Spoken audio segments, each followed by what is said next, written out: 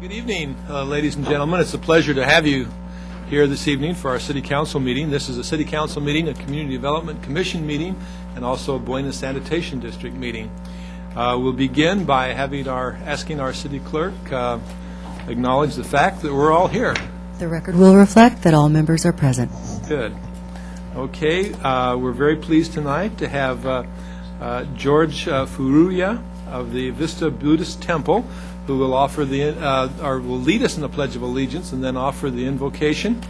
And if you'd please stand.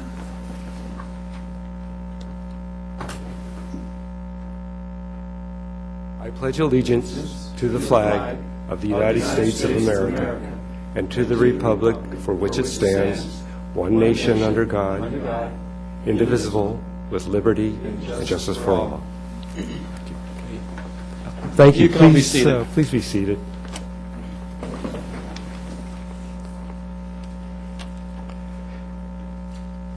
May peace and tranquility prevail throughout the world, so that we may live in oneness and harmony with all beings. May we offer loving kindness to all those in pain and suffering, to those less fortunate, and especially to the people of Haiti. It is with gratitude that we thank the Vista city leaders and the community of Vista for their wisdom and compassion in making the city of Vista a great place to live and a place where we can call it our home, now and in the future. Thank you. Thank you very much. We did not have a closed session this evening, so there will be no report on the closed session. We have no presentations, and so we'll go directly to the consent calendar. Are there any items on the consent calendar that any member of the council would like to remove? Okay. Let's see. We have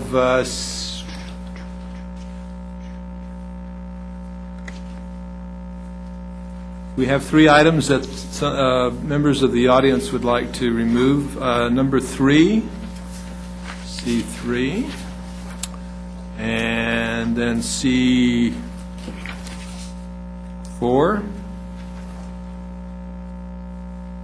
and C7.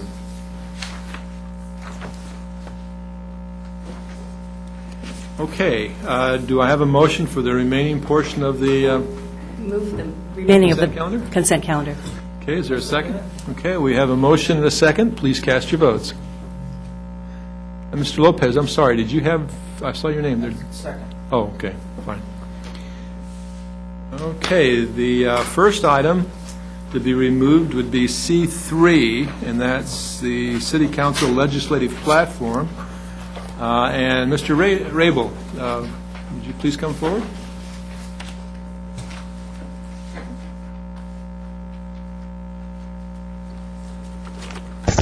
Good evening, Mayor, Council.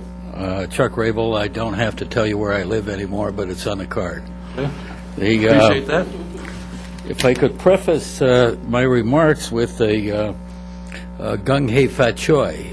The Year of the Tiger starts the 14th of February. Right? Two items real quick on this. If you look at page 2 and then again at page 4, you now support efforts to enact pension reform to reduce future labor costs. That's a good thing. That's on page 4. You've got that. You've got the ability to do that now, and I urge you to do so. On page 2, one of the changes made is that you support the state's ability to collect sales tax equally from traditional and online retailers.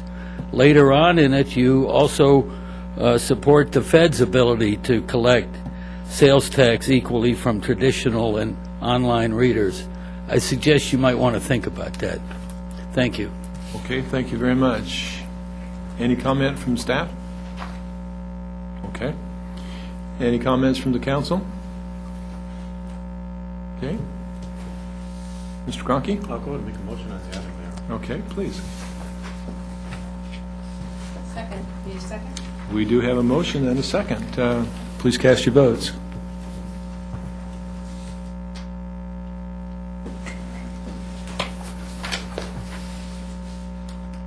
Okay, and that item was passed unanimously. The next item is item 4, C4, and Mr. Edwin Handley.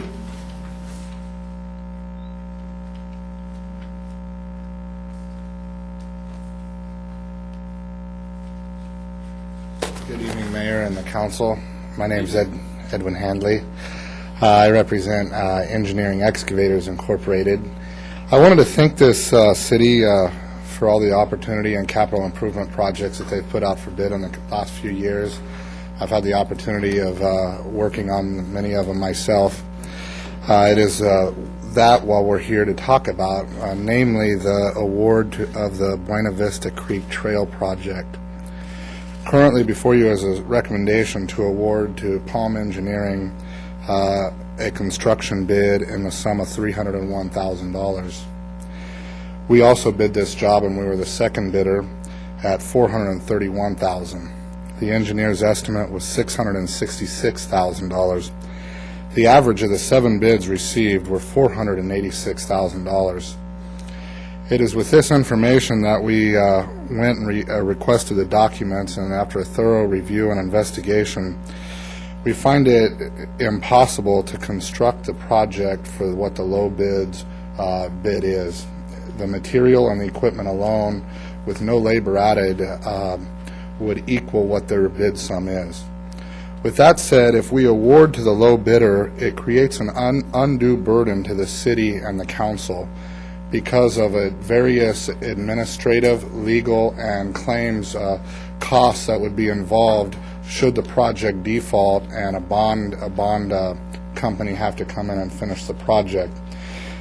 The public contracting code allows for a city and a public agency to award to the lowest qualified bidder, taking into account legal fees that are involved, duration, and common sense practices. It is for these reasons that we ask that the low bidder not be considered for this project, but that the second responsible bidder, which is Engineering Excavators, be contracted for this work. Our bid was calculated in the best interest of this city and calculated to provide the best value to the city and its citizens at bid time. Me being one of them, having lived in this city for several years on Oak Drive. Although I no longer live there, I lived in this city for many years, and our intent was to give the city the best value at bid time for the price bid. We'd also like to take into consideration that there were several material unbalanced bid items that could be discussed in greater detail at a later date, which would speculate that the low bid is trying to approach the job with the intent to get extras to make up for the difference. I'd ask that these facts be considered, and if possible, if Engineering Excavators is awarded that, we'll make sure the city receives the best value without any construction or litigation costs. Thank you for your consideration. Mr. Pierce, do you have any comments?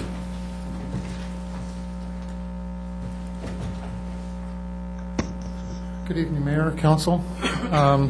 We had the same kind of concerns that you just heard about. We have talked to the bidder. We have gone through his bid. He has a bid that has no substantial errors. He made no errors in his bid, so he is a responsible bidder. And he has a contractor's license and a bond that are acceptable and are the right amount. So he meets all of the qualifications for meeting the minimum qualifications for bidding. We are concerned also at the amount that it's below the lower bid. But that's kind of the limit of where we ended up with it, that he does meet all of the minimum qualifications. So I don't know what else I can tell you that would help alleviate any other concerns.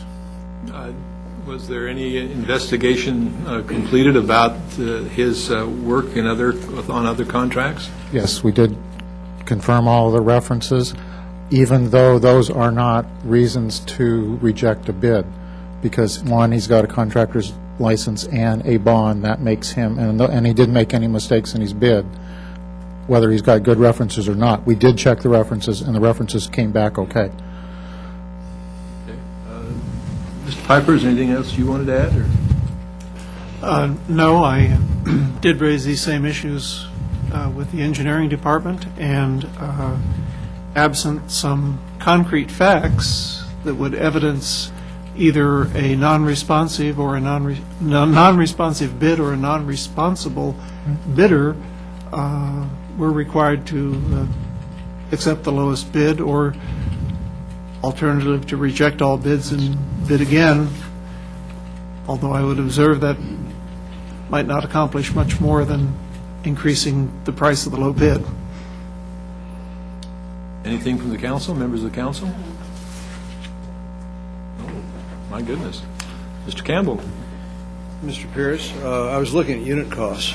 There's quite a disparity on some of the items. There's $4 a cubic yard for structural excavation, which is 1/5 of the next bidder, and then under asphalt concrete paving, it's half of the next responsible bidder per ton. I don't know those figures, obviously, because I'm not doing that kind of work, but as engineering validated, those are numbers that can be substantiated, or do we really care what the individual line item is versus the overall bid? We care to a point, but each bidder puts his bid together in a way that he thinks that where he needs to have his money. So if he had more money in one bid item, and that bid item is higher than what we would think that we should have, and another one he's lowered it, a lot of times bidders will do that. They will increase bid items in work items that go in the first part of the project, so that as they finish those projects, they're making more money on those items, and they get more front money. We've seen that. A lot of things come out of the back part of the bid or the back part of the work and are moved forward so that they can basically capitalize their project and move forward with that cash flow. We really don't care. He's going to get paid the unit price as we go through those bid items, and the maximum contract amount is what we will be paying for. Okay, the second question is, should this gentleman's concern about the project not being completed possibly, there's a process in place for recovering on the bonds. Do the bonds cover our costs of trying to recuperate our losses or our costs to complete the project? The bonds are good to the amount of their, what's called the penal sum, which is the face amount of the bond. If we had costs in excess of that, the bonds don't cover that.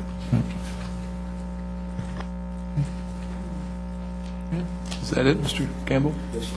Okay, Mr. Gronke. You know, I'm familiar with this project, and it sounds like there's quite a few pieces to it. There's some fencing that goes in, the trail itself, but most importantly, I think there's some shoring up, if you will, of the hillside below the trail, and I think that's probably one of the more costly components of it. And that's bid into this, and the materials he's using and the process that he's going to use is what you deem acceptable for this project. Yes, he has to meet the plans and specification requirements, so it has to be the proper rock, it has to be excavated in the proper lines, the gabions, the wire cages that will be placed have to be placed in a certain manner with a certain kind of material in that. That's all required. He has to meet those requirements. Okay. And he bid it with the proper materials? We have to assume that he did, because he has not made any submittals at this point since the contract has not been awarded yet. Mr. Lopez. So the lowest bid was number one, and the gentleman that's speaking, it's number 4, is that correct? That's correct. So there's a difference of $130,000? That's correct. Approximately. Your bond is for how much? $301,825. Just for the same amount? Yes. But if we go to the lowest bid and he pulls, then we still have part of it already completed if he started, and we still have the 300, even though, let's say, half of it was done and he pulls, do we still have the 300 to deal with? Do we have plenty of money to deal with? Is that correct? we will ask the bonding company to finish the job for the $301,000. So it's, if they as long as we don't pay ahead, what's called pay ahead, in other words, pay more for the work that we've already got completed, and that could possibly exonerate the bond. If we have not done that, then we will ask this bonding company to come in, finish the project for the contract amount bond, and whether it costs the bonding company more money is immaterial to us. So we have guarantee that the project will be completed for $301,000 and change. Well, that's a lot of money difference between that. Could the lowest bid made a mistake somehow, somewhere? We've asked that question, we've raised it, we've asked him to look at his bid, and he is satisfied that his bid is the right amount.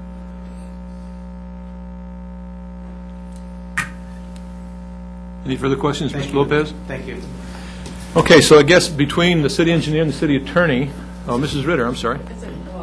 I have a lot of the same questions. I guess my big concern is change orders and how many change orders, what they're going to come up with change orders, being that, they didn't take things into consideration. So that would be my big consideration. Okay, good.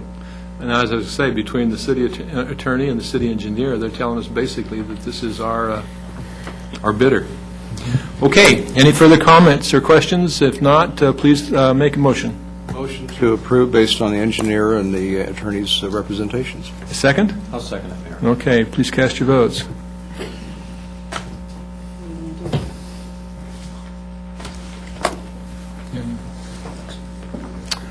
Thank you, Mr. Henley. Appreciate you coming in. Okay, the next item to be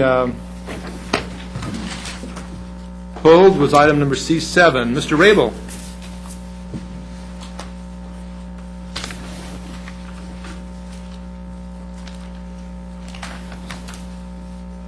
Thanks again. Good to be here for a change. If you would look at page 11 for me. This is similar to things that I've been putting together and talking about for a long, long time. In the middle there's in 2002, I forget which number, the 400,000 or the 565,000 was a loan to redevelopment, and then redevelopment wrote a check back to the city to pay the waived processing fees on the permit. What this list doesn't include is the $400,000 plus per year that comes out of the community block grant funds, which only totals $1.4 million. That was leveraged in a note to pay off redevelopment because they were creating so many jobs. Housing you don't want to hear from me about, but redevelopment said, the law says 20% of the monies go into the housing, affordable housing. It's been 12 years since any affordable housing was funded by the city. The housing fund was used as a bank of opportunity to clear title on Sycamore Creek when there was still at that time there was a project there with Lucas Mercier. You go to buy more property and take more property off the current tax rolls, and again, not account for the loss of the revenue until something goes in there that starts making money and starts paying the equivalent of the current revenue stream. I suggest before you buy more property, at least on South Santa Fe, it's time to change the zoning down there. Let's get it done. Let's establish some kind of a environment that small developers and developers can go in and do something. I think that's coming up on the agenda a little later. Yeah. I won't be here. 2-for-1 burgers at Hennessy's. I'll enjoy it. You have fun. Thank you. Thanks, Mr. Rabel. Next is Michael Booth.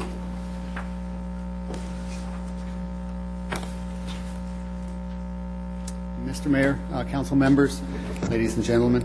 I've been watching all the purchases of land around the city you've been making, spending tens of millions of dollars, according to the, I've lost track of how much you've spent. But the trend toward buying so many empty businesses, vacant lots scattered around the city is of great concern to me for the fiscal stability of the city. You lent the redevelopment $5.5 million in October of 2008. You had a budget problem in the beginning of, or in the spring of last year. Now you're wanting to give more money for more purchases, and you're saying, let's borrow the money possibly through bonds. Let's not follow the federal government and the state budget down the drain. Let's have a little bit of restraint. It smacks of land speculation. We're having a lot of empty lots. I see a lot of businesses now owned by the city, properties owned by the city. Money is sitting there. Money lent by the city for practically no interest, no payments necessary, funneled into lots that there's no immediate use for. If you were putting your money into South Santa Fe in one area, that would be okay. But when you're scattering it all over the city, it's of great concern to me. This is not right. This is speculation. This is, to my mind, this is reckless, and you have to restrain yourself. I'm against this loan. Have the CDC stay within their budget. We have to live on what we have. You don't go to the capital markets now to get bond money and put burden on our future. The loan is proposed at 3.6%, 10-year T-bill. Are you going to get that on the bond market? No. You're going to end up, the taxpayers of Vista are going to have to end up paying money so the CDC can buy property. This is wrong. This is the wrong direction. Restraint, fiscal restraint. You have to show fiscal restraint. You're taking, as Mr. Rabel says, you're taking property after property. Now, probably $31 million worth of property off the tax rolls, off the property tax rolls. That's the wrong direction. You have no payments for all of $20 million of loans that the city has given to the CDC. You have no income coming back. None whatsoever in terms of principal and interest. It all depends on when they want to return the money. Yeah, they have money that has to be returned to the city, but they hold on to it as long as they want so they can use it until they can manipulate things. Thank you, Mr. Booth. Your time is up. All right. Thank you. Thank you. Okay, Mr. Lopez, you have a comment? There's Question to the attorney. Okay. When we purchase property and we enter into an agreement with another company to build a building and all, do we normally get property taxes for that? Or do we structure most of our things that, our deals that we do collect property taxes? Councilman Lopez, when the city purchases a piece of property, the property initially comes off the tax roll, but as in this case, when we enter into a long-term lease, the taxing authorities apply an in lieu tax on the property against the leasehold interest. It's a leasehold interest tax, so it is the same thing as having a property tax being paid. It's just not being paid by the city. It's being paid by the leasehold interest. So we do get the property tax. So we are receiving taxes. We are receiving property taxes in this case as well as the sales tax that would go with it too. Yeah. In the past, years ago, you didn't have that here in Vista, is that correct? No? No, it's always been there. always been So when you look at a deal like Costco, which, was made years ago, which we are profiting very well today, we're doing the same principle here as we did with Costco, more or less, correct? That is correct, and Costco pays a leasehold interest tax on the value of their lease interest in the property, even though they do not own the ground. So what I'm saying to the public is that, let's say when we bought the property from Costco, when we had Costco go in and we bought that property, let's say for an example, we paid $1 million for the property then. We didn't pay anything for the property. Okay, but let's say we paid $1 million, okay? 20, 30 years from now, when we still own that property, will it be worth the same amount, or will it be worth a lot more? A lot more. So when our community is benefiting down the road tremendously, when we're able to produce buildings like that, and I see nothing wrong with it, and I see that the money that we receive and the value that we will have in the future, that we will be able to provide services to our community. It's smart business by doing it today, and it's just like your home. You buy your home today, hopefully in 10, 15 years it doubles, and the same principle today with the city, and I don't see a problem with this. Thank you. Thank you very much. Are there any other questions or comments? Do I have a motion? Motion. Approval. Is there a second? Second. Okay, we have a motion and a second. If there are no further questions, please cast your votes.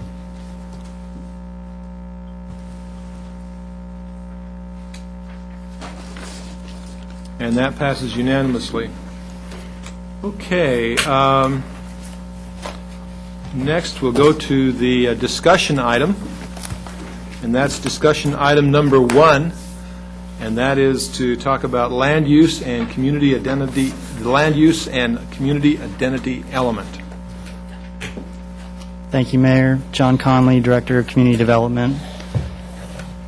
I'll be doing the presentation this evening. We're revisiting the land use and community identity element, which is a component of our general plan update. We last talked about this in October of last year. I had a workshop with the council, and we went through a number of recommended changes to the land use element. Those included some what we called opportunity areas, where we were going to revisit land uses and talk about potential changes. We went through all of those areas at the workshop, and I had some good discussion with the council at that time, and a few of them were requested to be revisited. And so I'd like to do that tonight real briefly, and those are the area of southern South Santa Fe, the area of north East Vista Way, and the area around the North County Regional Center where the courthouse is. The opportunity areas excuse me, are shown on the graphic that's on the overhead, and it essentially show the 9 areas that are outlined in black and white where the city wanted to revisit. These were all identified in staff's initial review based on the opportunities that they present, such as high transit, opportunities that develop community character or build, unique projects, redevelopment potential in areas where the redevelopment area exists or was expanded, and areas that were identified on Sandag's smart growth map. I'll go ahead and launch into each of the 3 areas that we're going to revisit. The first is Opportunity Area 3, southern South Santa Fe, that extends essentially from Monte Vista Drive down to the city boundary on the south side of town. It's an area that's currently zoned primarily general commercial and has some heavier commercial uses, including some outdoor storage and automotive uses. There are also a number of vacant lots down near the south end of the city in the vicinity of Monte Vista Drive, and it serves as one of our primary gateways from the south. The original staff proposal that came to you in October was to redesignate this area to medium-high residential, which would allow a maximum of 15 units per acre, as well as to maintain a commercial node at the intersection of Mar Vista Drive and South Santa Fe, which is the area shown in pink on the map.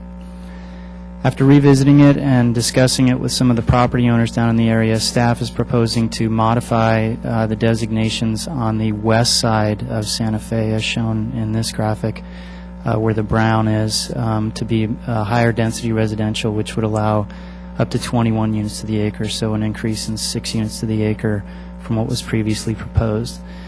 We also had originally proposed to maintain a commercial node at the corners, and we can discuss that tonight. There's a property owner here that has a piece at the corner of Mar Vista that's vacant, where one of the commercial nodes exists, and I think he's interested in having a primarily residential designation there and eliminating the commercial nodes, so staff would be supportive either way, but the original proposal was to maintain some commercial use there.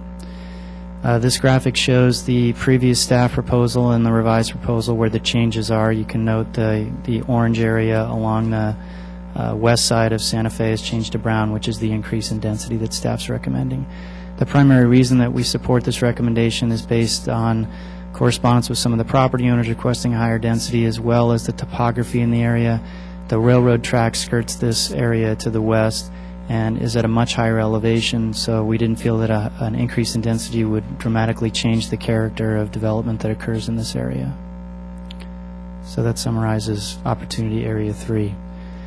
I wanted to talk a little bit about the difference between medium-high density and high-density residential and the changes that we're recommending here. A medium-high residential designation allows up to 15 units for the acre.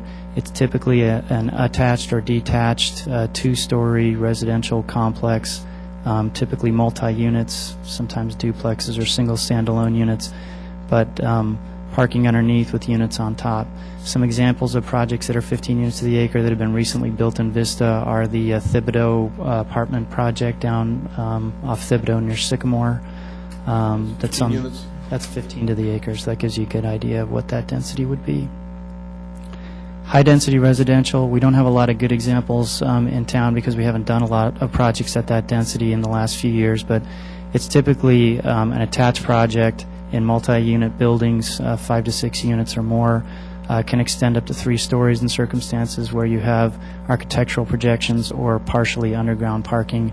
The increase in density generally requires that you try to put more units in one building. So it's somewhat noticeable, but not a significant difference between the 15 to 21 units per the acre. You're still looking at primarily a 2-story multifamily designed project. Opportunity Area 5 on East Vista Way. This essentially runs from Taylor Street north to the city boundary. This is a mixed commercial area with a lot of different residential and commercial and some non-conforming uses. It's really a transitional area between the commercial developments that are down near Foothill and Beaubier up to the county areas that are north of the city boundary. And it also serves as a major gateway from the north. The original staff recommendation was to redesignate the areas that are outlined to medium-high density and medium-density residential. This would provide a buffer between the lower density uses to the east and west and provide some hopefully increased interest in redeveloping the area with some uses that would be more compatible with the uses that surround the area. The revised staff proposal essentially maintains those same designations. We aren't changing anything up here with the exception of one area, and that is the triangular area that's in the lower left-hand corner of your map here that's surrounded by Old Taylor and New Taylor Street. You were across the street from the fire. Across the street from the fire station, correct. That was previously recommended for medium-high density residential. There is an existing project, though, that's at the area of the triangle that's not included in the opportunity area. That's a 21 units to the acre project. So in talking with the property owner in that area and looking at the existing development, it would make sense to have that area equally designated so that they could share the same density. We don't think that based on the separation to the north that it would create that much of a compatibility issue with the surrounding uses either. This is a graphic that shows the differences, and you'll note the triangular area around Old Taylor across from the fire station was orange, and now staff shows it as brown, which would change it from 15 to 21 units per acre. The last area is the North County Regional Center surrounding the courthouse. We had previously talked about some vacant lots that are south of the courthouse that are currently designated for commercial office, and those are shown in the pink at the lower part of the opportunity area sphere. Staff had originally recommended that those areas be designated for medium-high density residential as well at 15 units per the acre.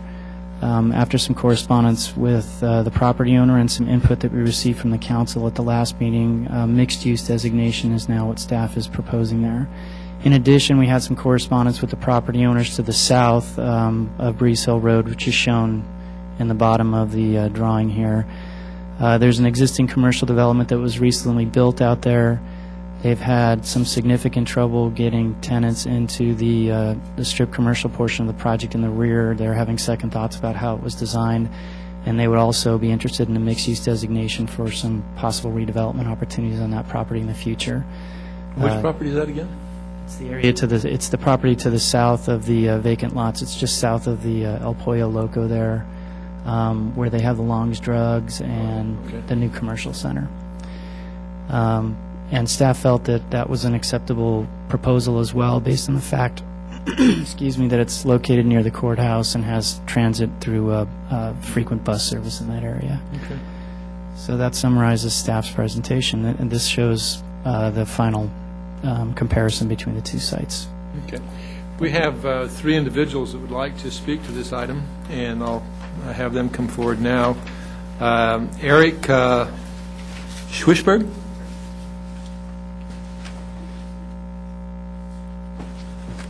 Mayor, members of the council, Eric Schweisberg, appearing on behalf of D.D. Breeze Hill LLC, the owners of that commercial center to the south. I'm just here to say that we support the director's recommendation for the property. We've met with him, and we're totally supportive of that. Happy to answer any questions. Okay. Thank Any you. questions from the council? Okay. Thank you.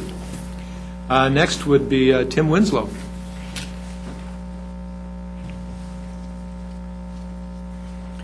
Mr. Mayor, council members, thank you for giving me this opportunity.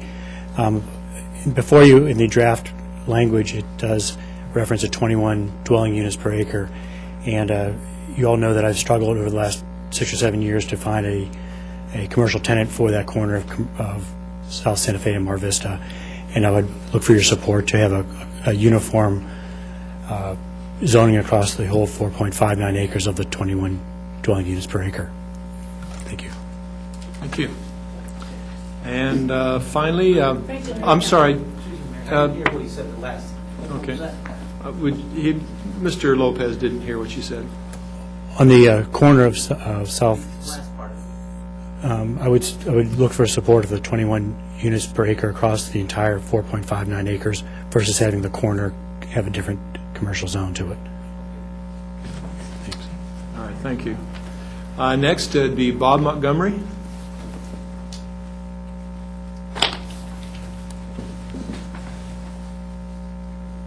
Mayor, members of the council, my name is Bob Montgomery with Bowie Stoddard Properties. We own the Breeze Hill property behind the small shopping center, which we also own in that location. We are supportive of the increased density designation on the property. Our only and minor concern is whether the retail component of that mixed use would be mandatory, and if so, I think we'd want to work with staff a little bit about how that might come about. But we're certainly supportive of the transition of that property from office to residential. We've been trying to find a market for office on that site now for about 12 years, and it just isn't there. Mr. Conley, did you want to respond to that? It's an issue that we've been discussing with the property owners here, as well as areas outside the downtown specific plan. We have to develop a mixed-use zoning designation that we plan to implement either with the general plan update or shortly thereafter, which will establish the density range and what the mix of uses will have to be. In the downtown specific plan, residential-only projects are permitted.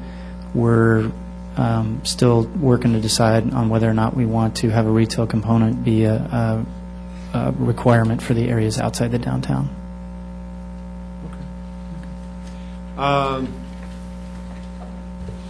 I, for one, would, for the Mar Vista and South Santa Fe, would support the 21 units per acre on that. Also, the East Vista Way project, I would support that as well for the triangle. And I would support staff's recommendation for the North County Regional Center as well. Mr. Campbell. Mayor, thank you. Mr. Conley, on Opportunity Area 3, the proximity of high-density dwellings, which will probably be 3 stories, would probably bring the top story in sight line with the rail line, possibly. I don't know. But it seems logical that it would. What noise mitigation measures would be required, considering that the slope retention there for the rail line is about all they can handle as far as the load on that slope. Will we have to build it into the project? Absolutely. If you have a project that's going to have noise impacts from the rail and the rail exists, then the project has to mitigate it to the best of their abilities on the project site, which most likely would mean structural improvements and window exterior, finishes or, special window treatments for the type of construction materials that are put on the site, and then placement of active use areas behind buildings or behind barriers on the site that would allow them to have some noise mitigation. The truth for the Sprinter is that it doesn't really exceed any of the noise levels. It's the locomotive, it's the heavy freight traffic that exceeds the noise standards, and that's at nighttime, so that's a very difficult thing to mitigate. Okay. Just again, for the record, the design for the Sprinter in that location was based on commercial uses going below it, as opposed to residential, so I'm sure you'll warn the developer that there's not much more that they can do on that. And if North County Transit has its way, they will eliminate freight, which will be for the betterment, really, of the community, and also to extend hours and services to particularly the colleges and 9 o'clock and the theaters and the weekends. So you would expect probably continued runs through that area with the Sprinter, probably going till midnight or 1 a.m. In the future, and it'll increase in service from 30 minutes down to 15 minutes over the long term. And you'll note that the other existing residential areas in town weren't mitigated as part of the Sprinter in terms of wall construction, so we wouldn't expect any wall construction on this project either. There would probably be a nighttime standard where you'd have special window treatments and that kind of a special construction for the structure. Okay, I'm reflecting actually some calls we've received from people living in proximity to any transit. It's like people who build and live under airports that find that was not what they'd hoped for. Opportunity Area 9 by Breeze Hill. And I'm glad you addressed it, but I didn't hear an answer as to the percentages of coverage for the mixed use for retail versus residential. And you said you're in deliberation on that? Yes, we are. We haven't decided finally on how we're going to address that. We're looking at... Absolutely. It will come back to you as part of the zoning recommendations for the mixed-use zone. And what we're doing right now is checking with some of the surrounding jurisdictions of how they've handled it and trying to come back to the council with some information about what other jurisdictions in the area are doing. Thank you. Thank you, Mayor. Okay. Next would be Mr. Lopez. Mr. Conley, on the South Santa Fe property, right off Mar Vista, on the property is it Mar Vista? Yeah, Mar Vista. Which property is that right here on this map? If you look in if you see the lower blue arrows there that go up to Santa Fe, and on the left of that there's a small triangle of pink, which is the commercial, and then there's brown behind it. It's that larger property there. It's the vacant property that's across from the Arco AMPM. So you're proposing right now just 15? We're proposing right now to change it to 21 units to the acre, but we also have a commercial node shown at the corner, which the owner is requesting we remove and have the site completely designated for residential. Okay. 21, long as it's 21. Okay, thank you. Okay, Mr. Gronke. Thank you, Mayor. Several items. Let's go to Opportunity Map Area 3 first. That's where we are. That's where we are now. On that, we were proposing before to realign Mar Vista when we were talking about the detention basin for water, and why is now the bad idea? I don't see that realignment occurring in the future. The realignment is not necessarily something we would have on the land use element. For circulation element roads, it's typically shown on the circulation element, and so if that's the decision that's been made by the council, we can reflect that on the circulation element. The right-of-way is there, and the city, owns the easements to construct the road, so we could show it either way. Typically, it's shown as what the existing condition is and what the designations are over those existing parcel lines. The circulation element would be the appropriate document to show if a street's going to be realigned, where it would approximately be located. So the realignment of Mar Vista would be a council decision? Correct. Under circulation element? Correct, as well, that would be at the planning level, and then at the construction level, of course, that would all come before the council. Okay, okay. And then also, too, the last time this came before us, I guess in October, there was quite a bit of discussion about that, I think it's Service Point or whatever, about all the automobile, commercial establishments there. And if we're going to change that designation, is there room in town for all that automotive? And it could be clustered again in some other location?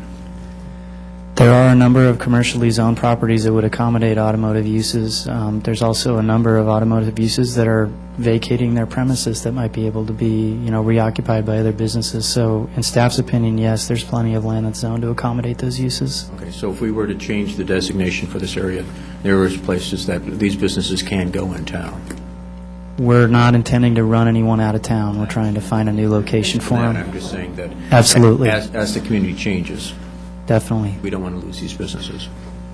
Staff would agree with that. All right. A broader question is, as we go through this process, I know Sandag's talking about a 2030 plan, now they're talking about a 2050 plan in housing element. And so we're going to meet the 2030 requirements for our city then? Yes, we are. The rezoning that's occurring as part of the downtown specific plan will meet our current obligations, and the rezoning that's occurring as part of the general plan update that expands outside that area will meet our future obligations to 2030. Okay. And I know this has been discussed before, but when it comes to mixed-use projects or mixed-use areas, it doesn't necessitate a commercial or a retail establishment there. It's just going to be by necessity rather than by model. That's correct. Okay. That's the way the downtown specific plan has been set up. All right, all right. Then we go to the Area 5. Again, personally, I have a problem with the west side of Vista Way, where you have the mixed high density. I would rather just have that medium density there, just as you have on the other side of the boulevard. Again, my belief is that you back it up to low density, you back it up to medium low density properties, and to put a medium high density is a little bit more than I'd like to see at that corridor. Also, I think this is also a transitionary area going outside of our city into a more rural or open area, so where you have acre lots, 2-acre lots, 3-acre lots. So it would make more sense for me, and I think it would be better aesthetically if we were to complement this part of the city with something a little bit less dense on both sides of that highway. The last comment I want to make is about the Sandag designation for Area 9. What does that do for the city? Because you put an overlay of a on there. What does that do for our city to have that particular designation? The smart growth designation is essentially it's a placeholder for Sandag to say, these are the areas where we expect you to have growth because there's transit availability and there's infrastructure to serve it. And if you build projects that meet the smart growth objectives in these areas, you will be eligible for, or you'll get points towards eligibility for funding for regional roadway projects. So infrastructure, roadway grants, and funding from Sandag for state and federal highway funds will have points awarded to them that meet smart growth opportunity area objectives. So it's a higher ranking project. Trying to get additional funding. That's correct. That's the purpose of incorporating these areas into the general plan. I think that pretty much answers my questions. Okay, Mrs. Ritter. Okay, just turn this on. I'll start with, where are we, 9? Because they have it already up there. Sure. And my question, I guess, is, so you're saying, and make sure I understand this right, so you're saying that if it's zoned mixed use, it could be all condos. It doesn't have to have retail down below. Who makes up their mind? I mean, it's by necessity, I think you said. That is the way the downtown specific plan is set up. But the areas that are outside that plan, which would include this site, we haven't created the zoning designation for it yet. We're going to have to craft that and bring it back. So what we're saying is, right now, we support a mixed-use designation, which would include both a commercial and a residential component. And that's what we're anticipating at this point. How much of each We haven't decided decided. yet because we're checking with some of the other jurisdictions that have mandates about how much they've allowed and how it's worked in cities that have done a lot of it. And we'd like to get some feedback and really feel like it's the right thing before we make a recommendation, so we'll be bringing that You back. said you'd bring it back to us. And Absolutely. the reason I asked that is because just showing condos in Escondido and in downtown San Diego, and the stuff that has the retail down below and the condos up above, the retail's been empty, and they're developed. They live in the condos, and then when you go down into the retail, which should be a business or whatever, it's like just cement. There's nothing done down there, so it's like it doesn't look like it's been very successful in And the that's areas the that I've been reason. in. So That's the exact reason we're checking with yeah, some of so the I'm other- thinking I don't know if we've that would heard be those successful, stories. but I think we need housing in that area, so I would approve the higher density. So anyway, so that's that, and then going to Opportunity Area 5, which is East Vista Way, where Mr. Gronke was talking about. My only thing is on where it's your medium-high density there, I think the topography there just goes way down, so I was thinking that was why you said that you could put more density in there, and it wouldn't affect the people behind because it was, the topography was like that. That was our original reasoning. Yeah, so I don't have a problem with that because of the topography, the way it is in that area. So that was that, and then let's see if that is that. And then Opportunity Area 3, Mar Vista.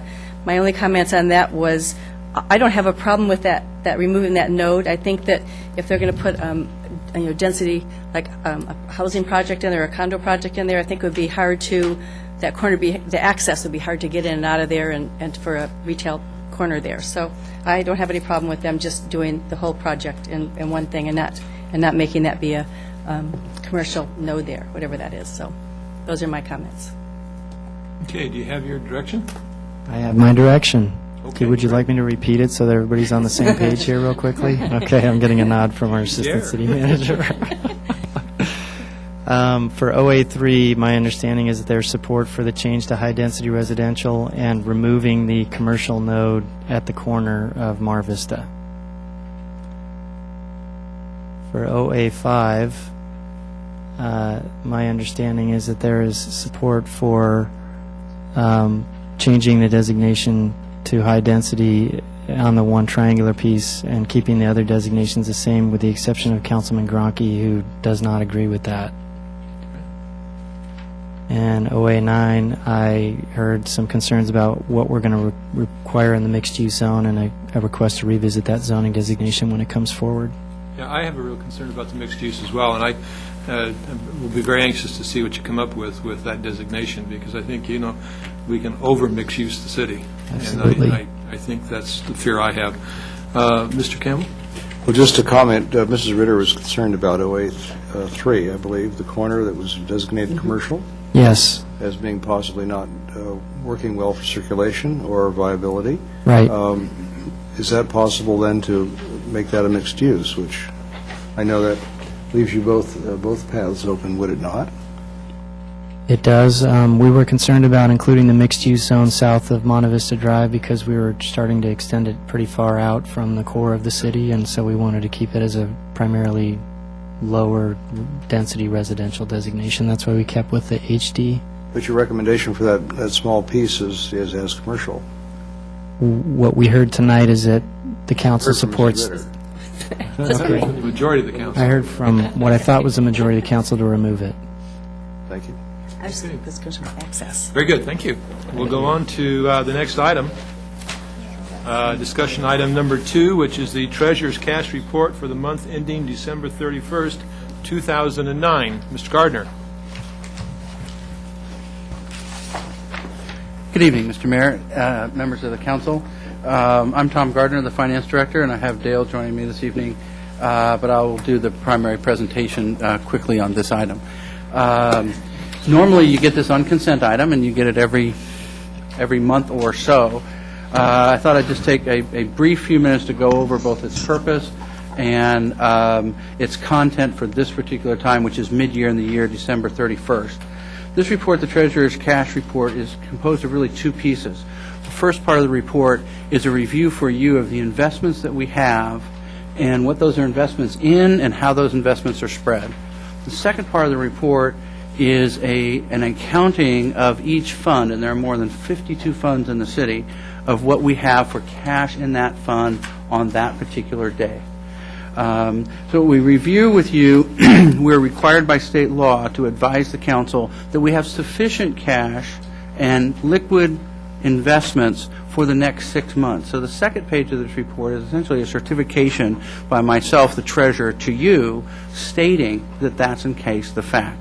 And it tells you that there's a difference between this month and last month. So for instance, in this report on page 2, it notes that last month, at the end of November, we had $120 million in cash and investments, and we now, at the end of December, have $127 million. So the fluctuation of the change from month to month was about $7 million, primarily due to the fact that we got property taxes for both the RDA and the city in December. So that creates a huge influx, but we also had outflow. So that statement is provided to you, and a review of what is the total cash available. Now, then what we do is the report reviews you by investment category type, what we're doing with that $127 million. Okay? Most of that is put in short-term or shorter-term, medium-term investments. Agency notes are the primary size of the primary component of those investments. We have short-term money in what is called LAIF, which is the Local Agency Investment Fund of the state of California.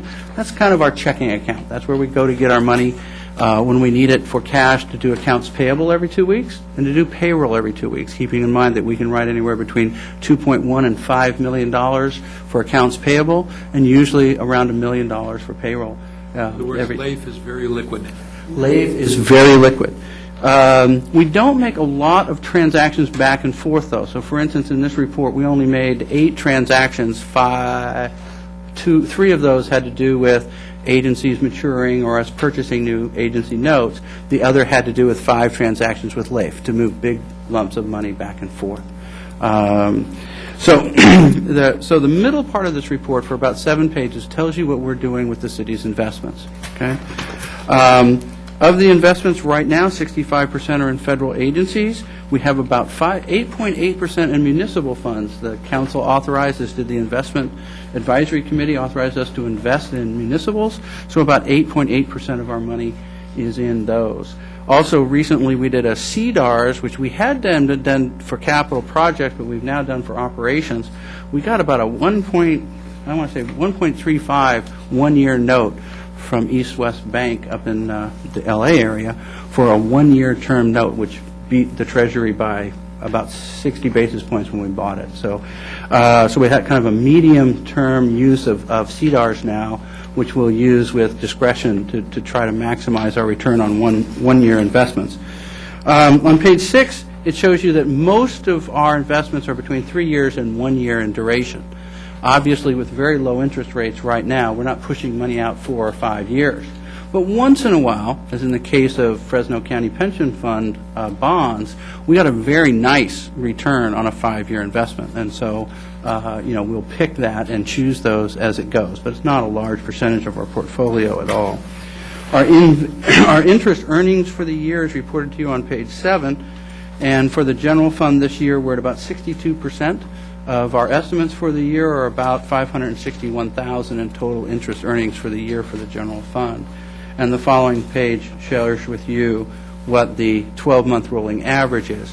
Now, hopefully on that page, I love a 12-month rolling average because on that page, someday the bottom line will actually become above the top line and we'll be getting investments greater than our 12-month rolling average.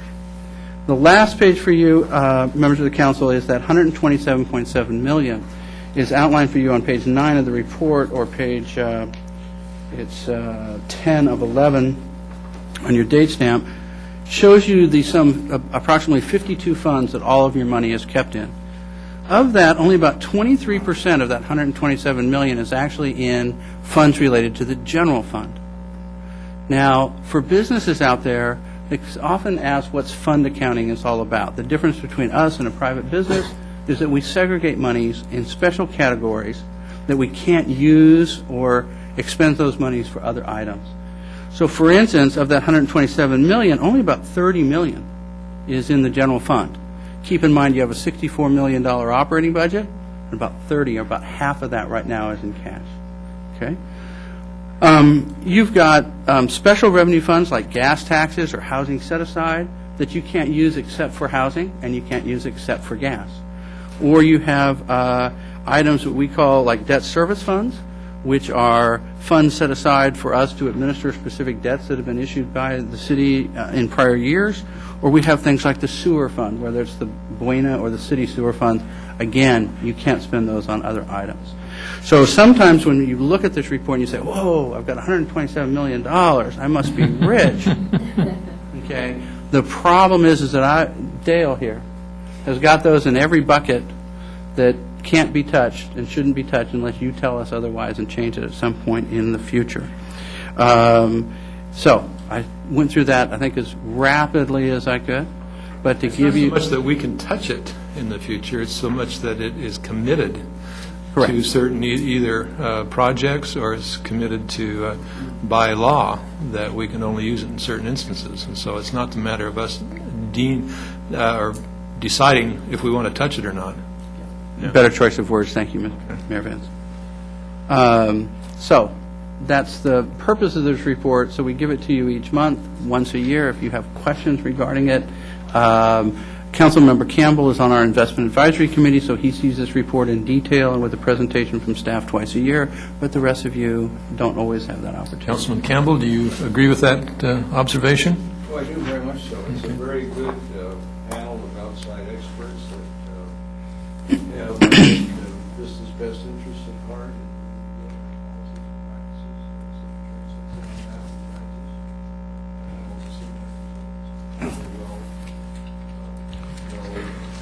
Served by these people. Conservative viewpoint in investing of funds to make sure that they're appropriate, and the policies, I think, are serving us quite well.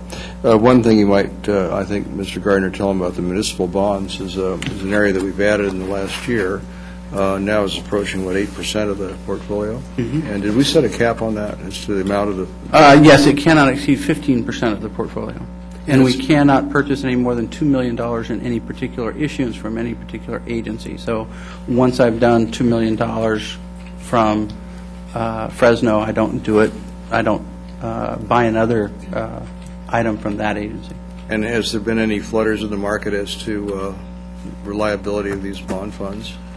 Actually, in looking at some of these, especially the 1937 Act pension bonds, the example of Fresno is sitting with an $8 billion reserve behind it. So we review these in detail before we do it. The city manager and city attorney have an opportunity to review them before we buy them.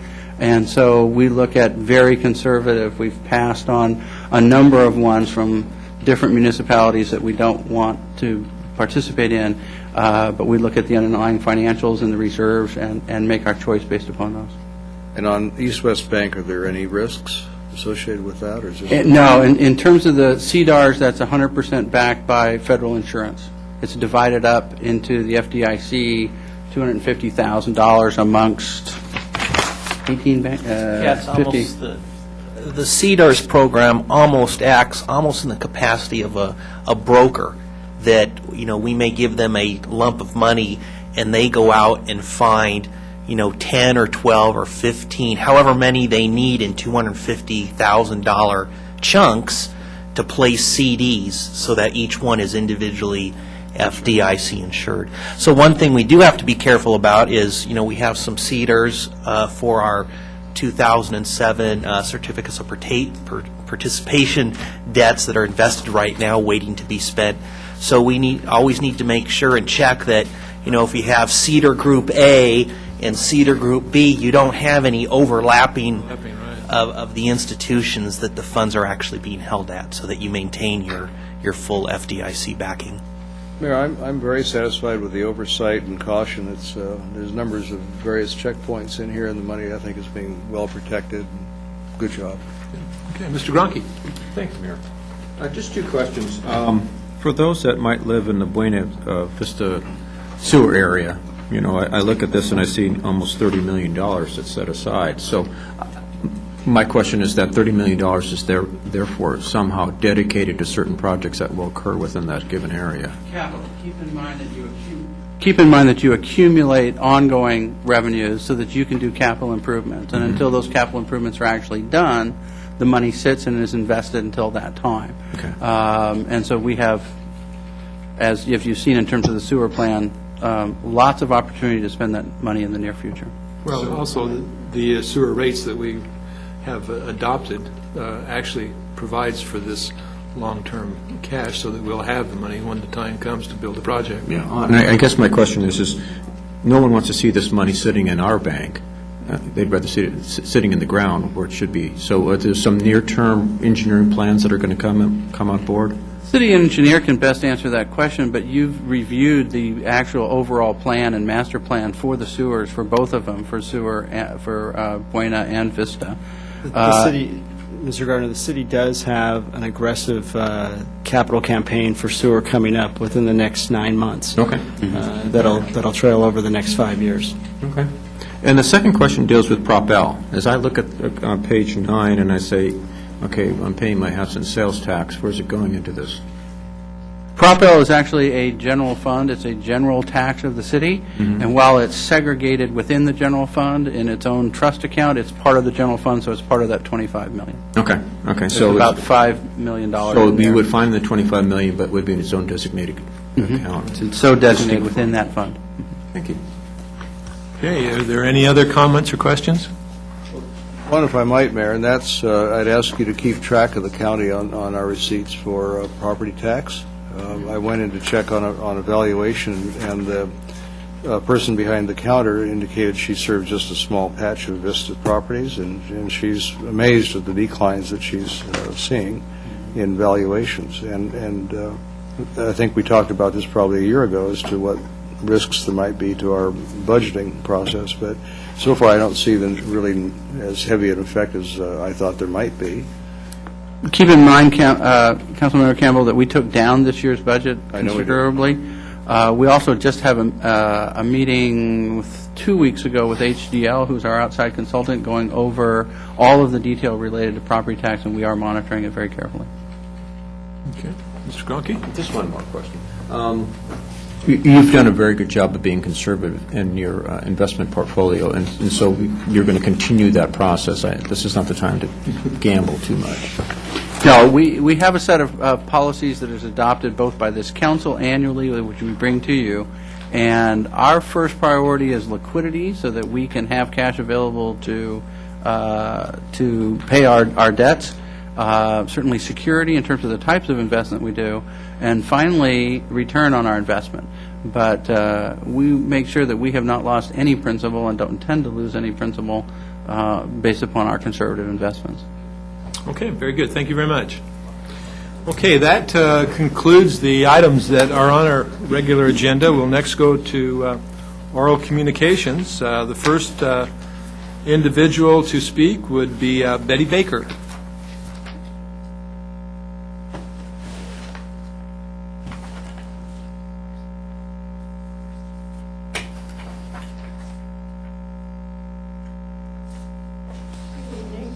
I'm Betty Baker, and my husband and I live at 2598 Oleander Avenue.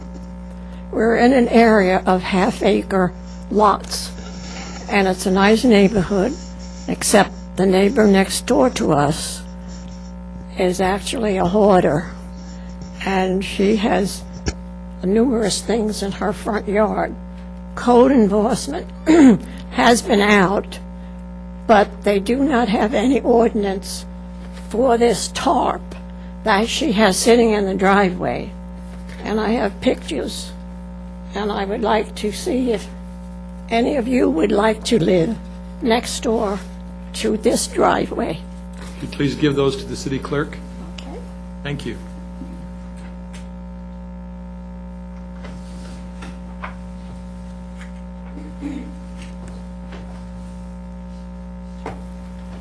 My husband and I have lived in 25 places in our 25 years of marriage, and we've never had any problems with neighbors.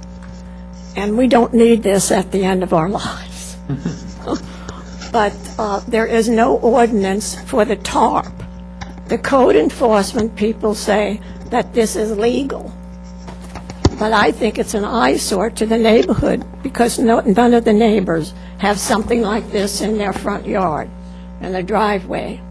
And there's a house across the street that is up for $500,000, and this is not very conducive to having that house sold. And I wanted to know if you could pass an ordinance to have tarps not allowed in the driveway. This woman has built on this half acre since she's been there 2 buildings that she has stuff in. She does not use her garage because it can't fit any cars in it. There's too much other stuff in the garage. Okay, thank you very much. We'll see what we can do.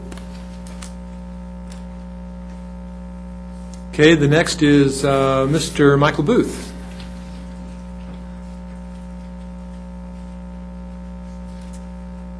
Mr. Mayor, City Council members, Michael Booth, 1030 Oak Drive. I usually forget.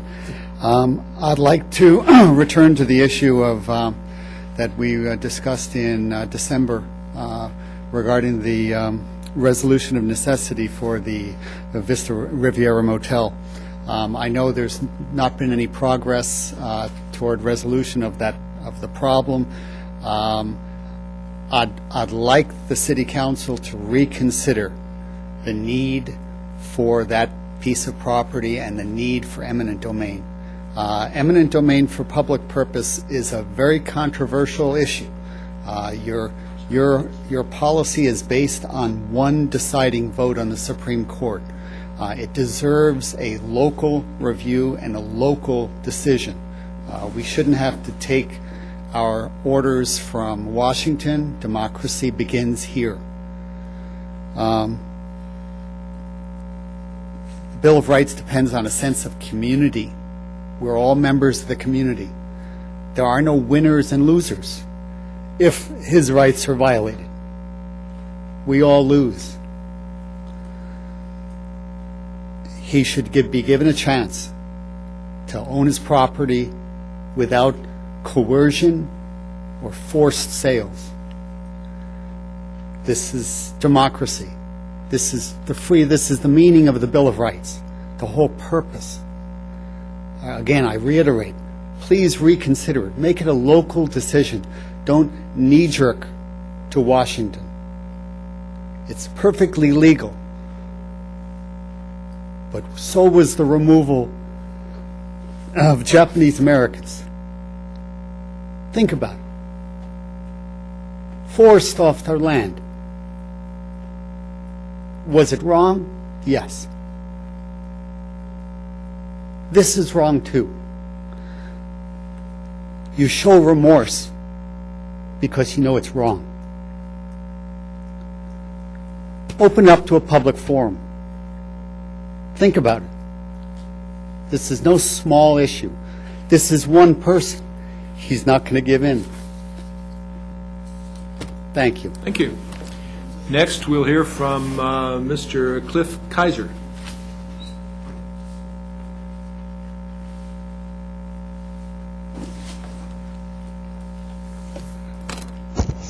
Good evening, Mayor, Council. I'm excited to be here today because I want to give you an update on a couple of quick chamber items. One is our Meet the Leaders event scheduled over at Shadow Ridge Country Club on February 5th, in which Ms. Ritter will be kicking off for the city and introducing our panel of speakers of Congressman Darrell Issa, California Assemblyman Martin Garrick, and the County Supervisor Bill Horn. We are looking forward to that event and hope to fill up Shadow Ridge and hear from some of our community leaders. The other thing, more exciting for me down the line in the planning, is our Vista Strawberry Fest 5K. I'd like to give you a flyer.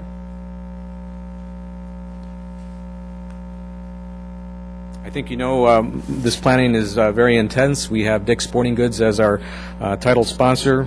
Canaan Events, we've engaged as the event planner, who incidentally has one of the top 12 marathons event organizers in the United States. One coming up, Surf City Marathon in Huntington Beach, has sold out at 20,000 runners, coming up here in a couple of weeks in February. Pacific Marine Credit Union is a sponsor, Chipotle a sponsor, Fraser Farms, Krikorian Theaters, Pure Flow Water, and we're working with KUSI as a potential morning show presentation for 3 or 4 hours of live coverage the morning of the event.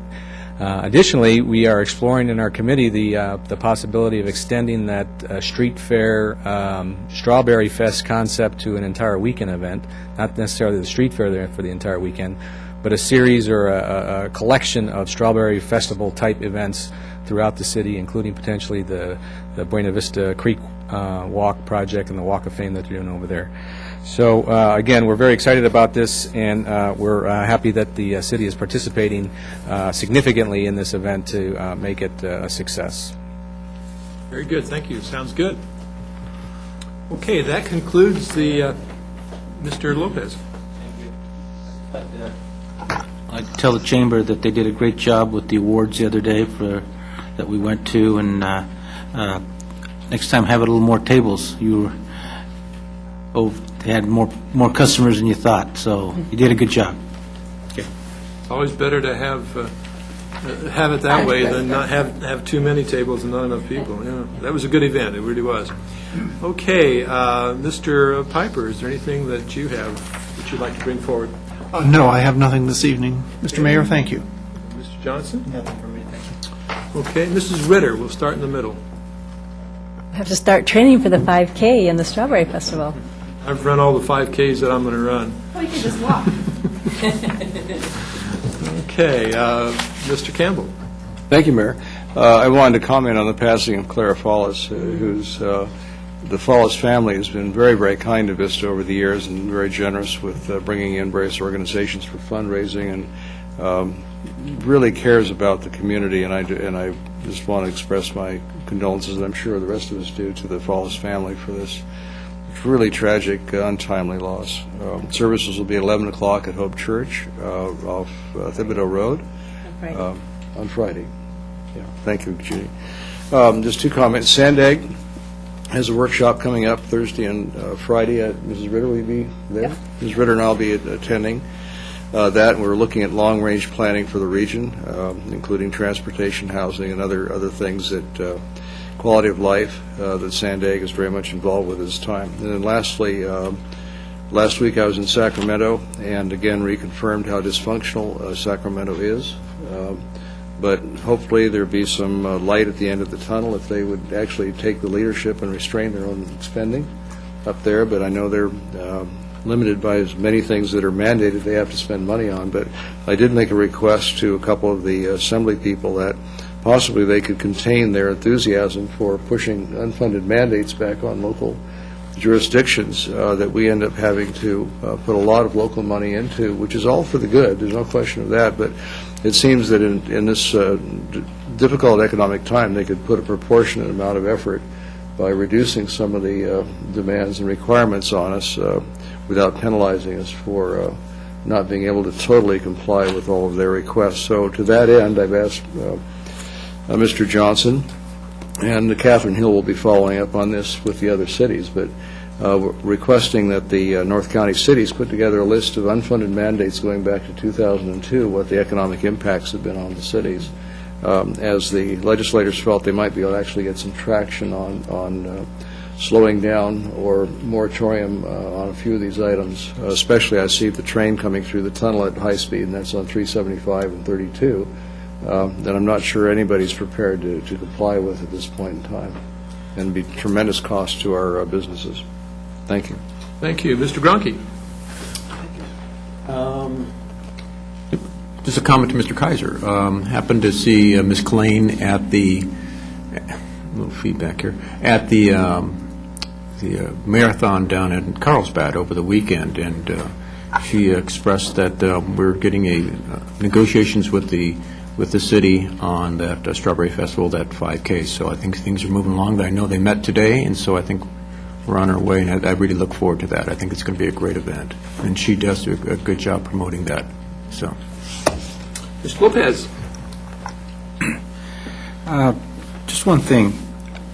Down where the theater is, Vista Village, there's a road behind it called Eddy Drive. I was asked by many neighbors off of Eddy Drive if there's a possibility. I'd like the council to go out and take a look at this. Matter of fact, about 2 weeks ago, they asked me this in the last couple of months if I would possibly do something about it. I said I'd bring it in front of the council. But 2 weeks ago, there's a chain link fence that separates that, and it's kind of broken in one area. And there was actually a lady walking down, trying to get down that, and she slipped and fell. But she was okay. But what the people asked in that area, if there's a possibility, if the council could look at possibly have a stairway built so that people can come down to the theater, down to the restaurants and eat. Because a lot of people, instead of walking all the way around, possibly could walk right down into the theater area, which it wouldn't take a lot. And if you would please be kind to go look at that and see what you think about that suggestion, or the city can look at it. Either one. Thank you, that's all.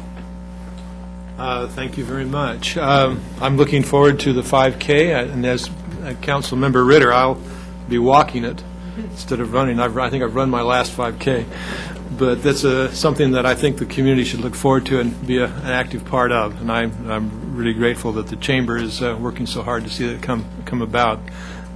In my former life, I was a runner, and so I think those are great events, and I really appreciate those. I, too, am saddened by the passing of Mrs. Follis. She was a great supporter of the community, and she and her husband have done a lot for this community, and it's a sad day to see her pass from this life. So with that, we'll go ahead and adjourn the meeting, and wish you all a happy week, and we'll see you soon.